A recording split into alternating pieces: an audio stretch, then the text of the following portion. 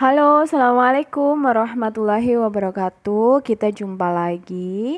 Nah, gimana kabarnya? Semoga kalian tetap sehat ya, walaupun di dalam isu kesehatan COVID ini. Dan semoga kalian juga akan tetap belajar walaupun dari rumah, karena saya dengar sekolah sudah mulai sebagian online dan sebagian masih offline. Nah, kali ini kita akan belajar mengenai operasi hitung campuran, dan sebelumnya jangan lupa untuk subscribe channel ini ya, dan share ke teman-teman kalian jika mereka membutuhkan materi ataupun mungkin ada materi yang belum paham di sekolah. Dan jangan lupa jika ada materi ataupun soal-soal yang kalian ingin tanyakan untuk komen di kolom komentar. Insya Allah nanti nextnya akan kakak bikinkan video-video mengenai penyelesaian maupun penjelasan materi yang kalian tanyakan. Oke, nah dalam operasi hitung campuran kita ketahui bahwa sesuai yang di slide-nya adik-adik yang dibaca ini ada, misalkan kita punya 4 persamaan, di mana 4 persamaan ini memiliki angka-angka yang sama, yaitu terdiri dari 10, kemudian ada angka 3, angka 40 dan angka 5, dan memiliki operasi hitung yang sama-sama perkalian, penjumlahan, dan pembagian. Namun mereka adalah memiliki hasil yang tidak sama. Kok bisa? Nah, jadi misalkan ini ya, ada 4 persamaan di mana memiliki angka dan operasi yang sama, tetapi mengapa hasilnya tidak sama? Nah, dalam mengoperasikan hitung campuran ini, kita teliti terlebih dahulu apakah persamaan itu mempunyai komponen-komponen berikut. Nah, dalam menyelesaikan sebuah soal operasi hitung campuran, yang harus pertama kita kerjakan terlebih dahulu, yang pertama adalah tanda kurung. Tanda kurung kita kerjakan terlebih dahulu. Kemudian ketika sudah tanda kurung kita selesaikan, maka kita cari apakah ada pangkat dalam persamaan tersebut. Kemudian yang ketiga, setelah kita menyelesaikan tanda kurung dan pangkat, baru kita melakukan operasi hitung perkalian maupun pembagian. Mengenai perkalian dan pembagian ini memiliki derajat yang sama, jadi antara perkalian dan pembagian dikerjakan yang mana yang terlebih dahulu aja. Jadi tidak harus perkalian dulu atau pembagian dulu. Yang dulu mana dikerjakan terlebih dahulu. Begitu juga yang terakhir baru kita jumlahkan dan kurangkan. Karena penjumlahan dan pengurangan memiliki derajat yang sama, kita kerjakan mana yang terlebih dahulu. Nah, misalkan ya, kita buktikan apakah keempat persamaan ini memiliki hasil yang tidak sama. Oke, yang pertama kita punya 10 kali 3 ditambah 40 dibagi 5, sudah sama. Kemudian kita ingat bahwa di persamaan ini tidak memiliki tanda kurung dan pangkat, maka kita langsung ke aturan yang ketiga, yaitu perkalian dan pembagian. Karena di sini ada perkalian, penjumlahan, dan pembagian, kita tidak boleh melakukan penjumlahan terlebih dahulu. Kita harus melakukan perkaliannya. 10 kali 3 dan kemudian 40 dibagi 5.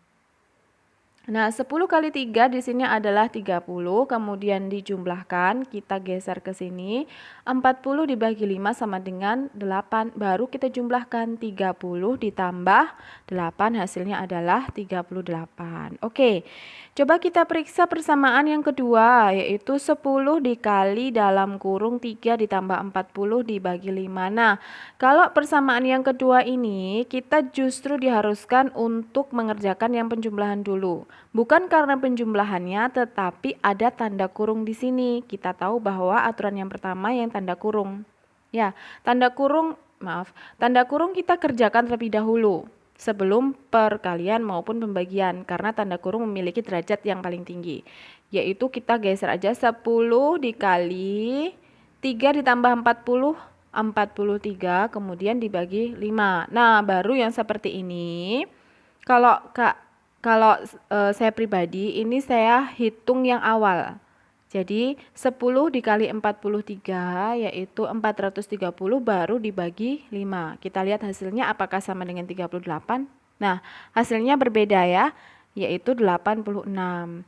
Oke, kita cek yang ketiga nih. Apakah hasilnya beda atau sama?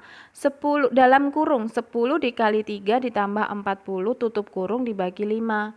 Kita cuekin dulu yang dibagi 5. Kita kerjain yang 10 kali 3 ditambah 40 dulu.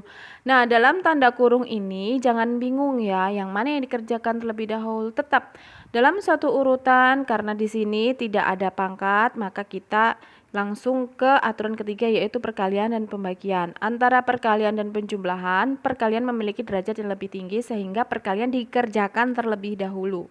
Ya, 10 dikali 3 sama dengan 30, kemudian ditambah 40 baru dibagi 5. Nah, dari sini jangan terkecoh dulu.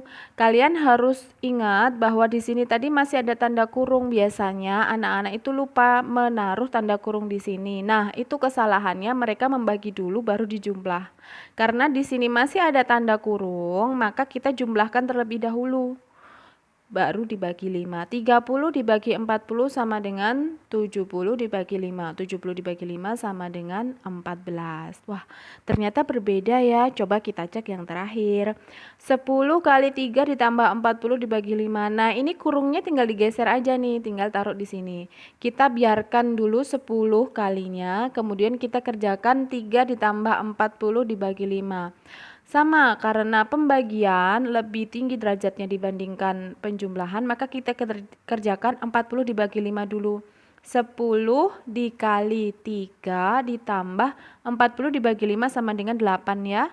Kemudian karena di sini masih ada dalam kurung walaupun penjumlahan, maka kita harus mengerjakan yang di dalam kurung dulu, yaitu 10 dikali 3 ditambah 8. 3 ditambah 8 sama dengan 11. 10 kali 11 sama dengan 110. Nah, ternyata ini adalah satu pembuktian bahwa dalam mengoperasikan operasi hitung campuran ini kita harus teliti dalam memeriksa apakah di situ ada tanda kurung, apakah ada pangkat, kemudian apakah ada perkalian ataupun pembagian, penjumlahan dan pengurangan. Kalian harus hati-hati dan kuncinya adalah 4 ini di sini ini. Nah, kuncinya adalah ini. Nah, oke, cukup sekian. Semoga kalian memahaminya. Next video akan kakak berikan contoh soal yang lainnya agar kalian lebih memahaminya lagi. Dan sekian, wassalamualaikum warahmatullahi wabarakatuh.